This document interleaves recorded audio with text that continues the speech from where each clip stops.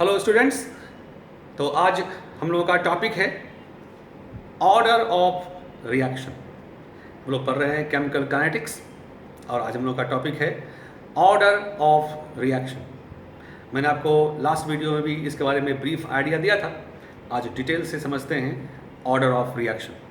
Most important ये topic है chemical kinetics का। तो आज हम लोगों का टॉपिक है ऑर्डर ऑफ रिएक्शन। मैं थोड़ा तुम लोग को रिमाइंड करा दूं। जब लोग ऑर्डर लेते हैं तो पहले रेट एक्सप्रेशन लिखते हैं। Rate is equal to rate constant, reactant A to the power मान लो m है, reactant b to the power मान लो n है। ये पावर जो है आपका ये स्टोइकियोमेट्रिक कोएफिशिएंट है ना, रिएक्टेंट का ऑफ रेट कंट्रोलिंग स्टेप। मतलब जो आपका रिएक्शन है वो इस तरह से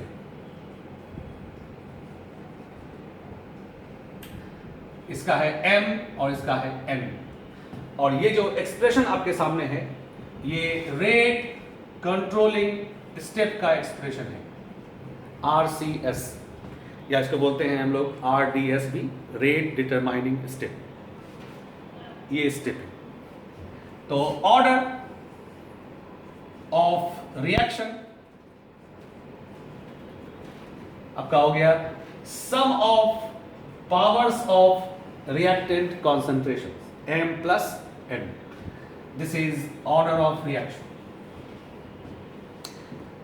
अब मैं कुछ चीजें आपको और पीछे रिमाइंड करा दूं।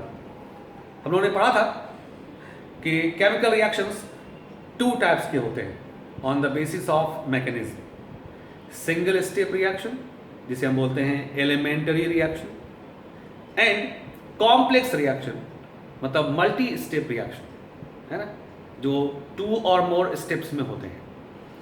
तो in case of single step reaction जो एक ही स्टेप में होते हैं, रिवर्सिबल रिएक्शंस, वहां अप्लाई होता है लॉ ऑफ मास एक्शन। जैसे आप लिखते हो PCl3 प्लस Cl2 PCl5, ये रिवर्सिबल है तो आप ये भी सिंबल दे सकते हैं। ये देखो सिंगल स्टेप रिएक्शन है। इस रिएक्शन में जो तुम्हारे सामने एक ये सिंगल स्टेप है, यही आपका रेट कंट्रोलिंग स्टेप है। ऑलराइट, क्योंकि रेट कंट्रोलिंग स्टेप मतलब होता है स्लो स्टेप, तो ये अपने आप में स्लो है, तो ये स्लो रिएक्शन है। स्लो रिएक्शन है तभी इसको हम लोगों ने केमिकल काइनेटिक्स में शामिल किया है। अगर ये फास्ट होता, वेरी फास्ट होता या वेरी स्लो होता तो हम लोग इस रिएक्शन को इस चैप्टर में पढ़ ही नहीं रहे होते, बिकॉज केमिकल काइनेटिक्स फिर अप्लाई होता ही नहीं। तो ये सिंगल स्टेप रिएक्शन है और यही आपका रेट कंट्रोलिंग स्टेप है,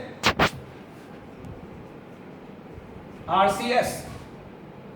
तो यहां जो हम लिखेंगे rate expression PCl3 concentration power 1 and Cl2 concentration power 1, तो इस रिएक्शन का ऑर्डर कितना हो गया? 2। ठीक है, ये सेकेंड ऑर्डर रिएक्शन है। और ये जो एक्सप्रेशन हमने लिखा है, इस एक्सप्रेशन को हम क्या बोलते हैं? ये है आपका law of mass action expression. क्यों? क्योंकि सिंगल स्टेप रिएक्शन में जो लॉ अप्लाई होता है वो है आपका law of mass action. Alright, reversible reaction में। अब देखो, अगर हम कोई कॉम्प्लेक्स रिएक्शन लेते हैं, कॉम्प्लेक्स मतलब जिस रिएक्शन में 2 और मोर स्टेप्स इन्वॉल्व है, ऐसे रिएक्शन जो 2 या 2 से अधिक स्टेप में होते हैं, उसे बोलते हैं हम लोग कॉम्प्लेक्स और multi step reaction. Multi step reaction में हम लोगों ने किया था डिस्कशन, मैं उसको थोड़ा फिर आपको रिपीट कर देता हूं कि जो डिफरेंट डिफरेंट स्टेप्स हैं मल्टी स्टेप रिएक्शन में, कॉम्प्लेक्स में। 2 स्टेप्स हो सकते हैं, 3 स्टेप्स हो सकते हैं, 4 स्टेप्स हो सकते हैं। ये सारे स्टेप्स जो हैं ये हम लोग लैब में तय करते हैं। ये क्लासरूम में तय होने वाली चीज़ नहीं है कि कौन सा रिएक्शन कॉम्प्लेक्स है, और कॉम्प्लेक्स है तो वो उसके स्टेप्स कैसे हैं। ये हम लोग लैब में करते हैं on the basis of experimental datas. ठीक है ना। आगे हम लोग सीखेंगे भी इस चैप्टर में कि उन डेटास के हेल्प से हम कैसे निकालते हैं रेट कंट्रोलिंग स्टेप। आपको आगे सीखना है, न्यूमेरिकल के हेल्प से हम लोग वो भी सीखेंगे। तो कोई भी केमिकल रिएक्शन आपको क्वेश्चन में दिया रहेगा कि ये कॉम्प्लेक्स रिएक्शन है और उसके ये सब स्टेप्स हैं, वो आपको दिया रहेगा क्वेश्चन में। और साथ में ये भी लिखा रहेगा कि कौन सा स्टेप फास्ट है, कौन सा स्टेप वेरी फास्ट है, कौन सा स्टेप स्लो है, कौन सा स्टेप वेरी स्लो है। ये सब आपको लिखा रहेगा साथ साथ में। ये हम लोग यहाँ बैठे बैठे तय नहीं कर सकते, है ना। तो उन सारे स्टेप्स में से हमें क्या करना पड़ेगा, स्लो स्टेप को करना पड़ेगा सेलेक्ट। स्लो स्टेप ही आपका रेट कंट्रोलिंग स्टेप है। ठीक है ना।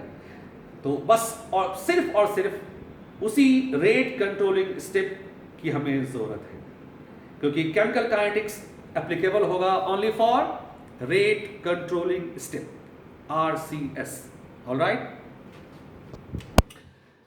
तो देखिए, जैसे मान लो कि कोई आपके पास एक कॉम्प्लेक्स रिएक्शन है, N2O5 dissociates into NO2 plus O2। Balance कर लेते हैं, ये 2 है, ये 4 है। ये कॉम्प्लेक्स रिएक्शन है, आपको क्वेश्चन में दिया है कि ये कॉम्प्लेक्स रिएक्शन है। It is a 2-step complex reaction। ठीक है। Step first, N2O5 dissociates into NO2 plus nascent oxygen. Nascent oxygen में आप ऐसे भी सिंबल यूज करते हैं, ये नेसेंट का सिंबल है। चूंकि हम लोग इस चैप्टर में ये सिंबल यूज करते हैं कंसंट्रेशन के लिए, तो कंफ्यूजन ना हो जाए कंसंट्रेशन से, इसीलिए हम लोग इस सिंबल को यहां अवॉइड करेंगे। और कोई बात नहीं, आप चाहो तो यूज कर सकते हैं, फिर कंफ्यूज नहीं होना कि वो कंसंट्रेशन है।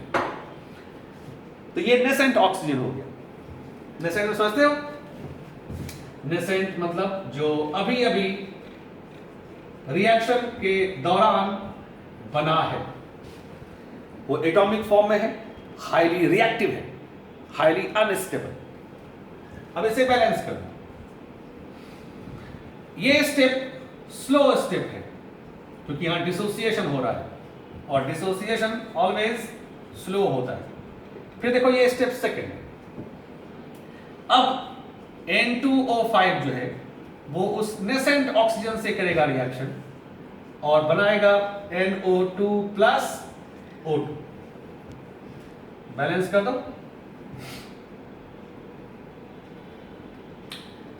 ये रिएक्शन फास्ट है, क्यों?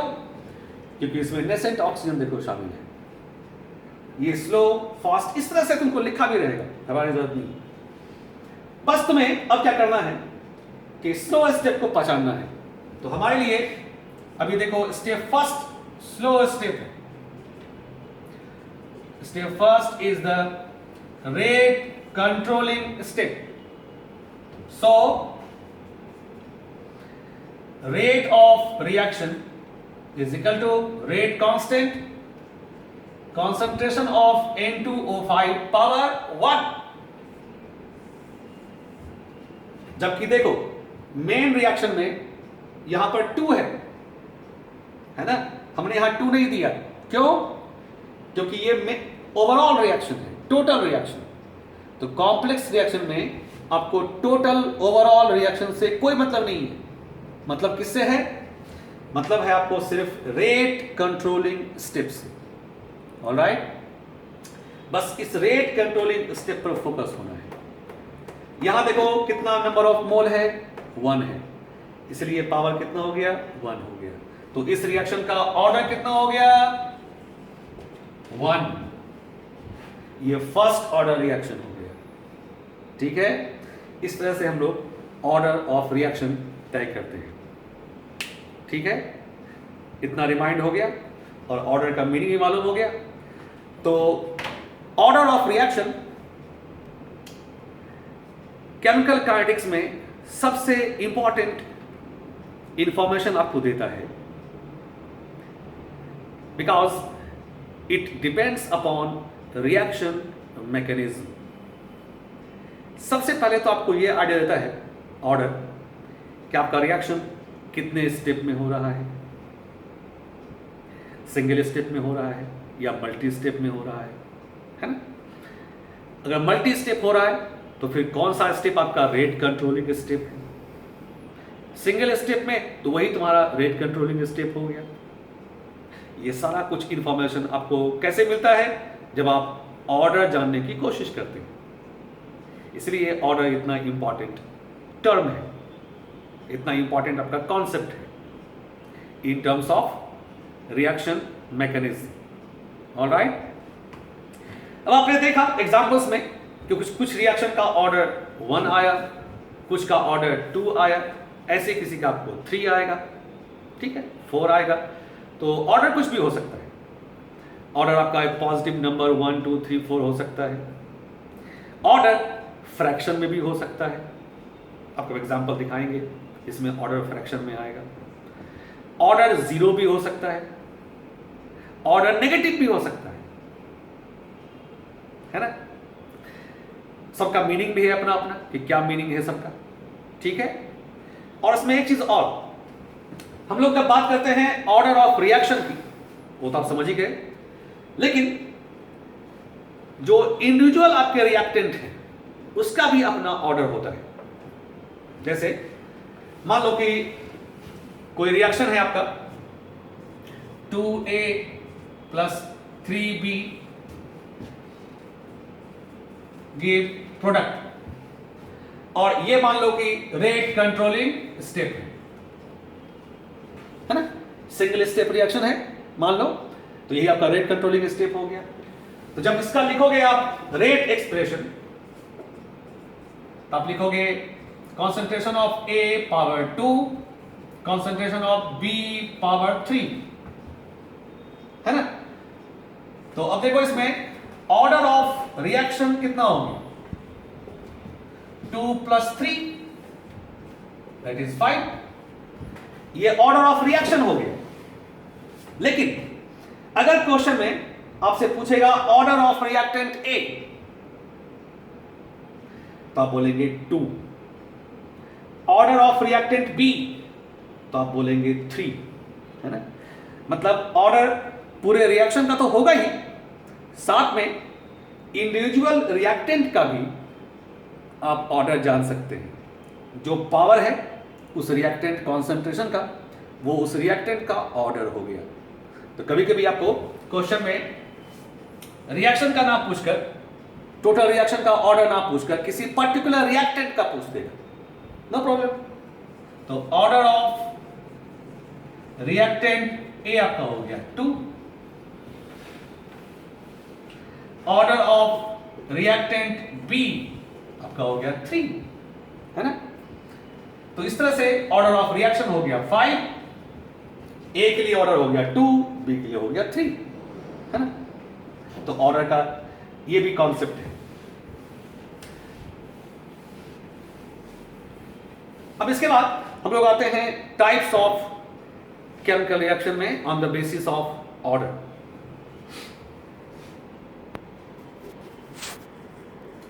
Types of reaction on the basis of order.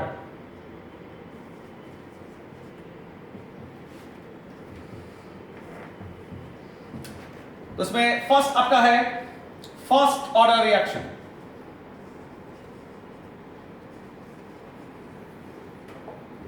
नाम से क्लियर है, ऑर्डर फर्स्ट मतलब पावर कितना है रिएक्टेंट का 1।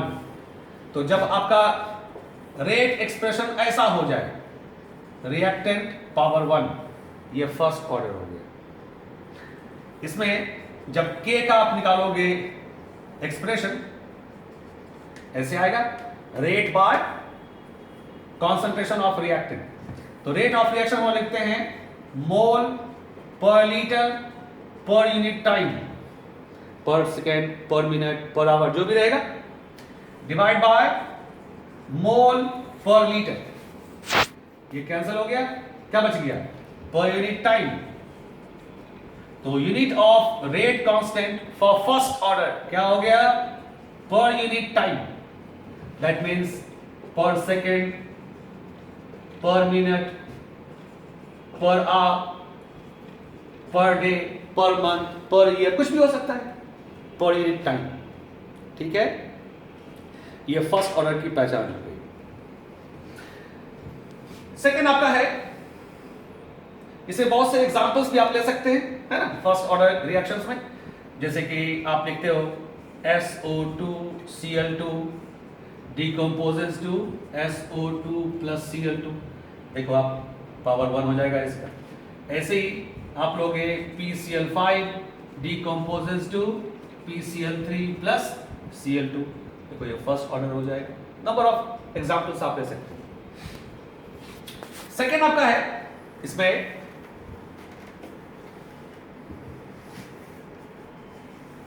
Pseudo first order reaction.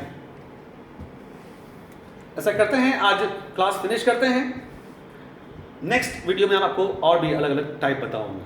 ठीक है, मोबाइल की बैटरी लगता है कम हो गई है। Thank you.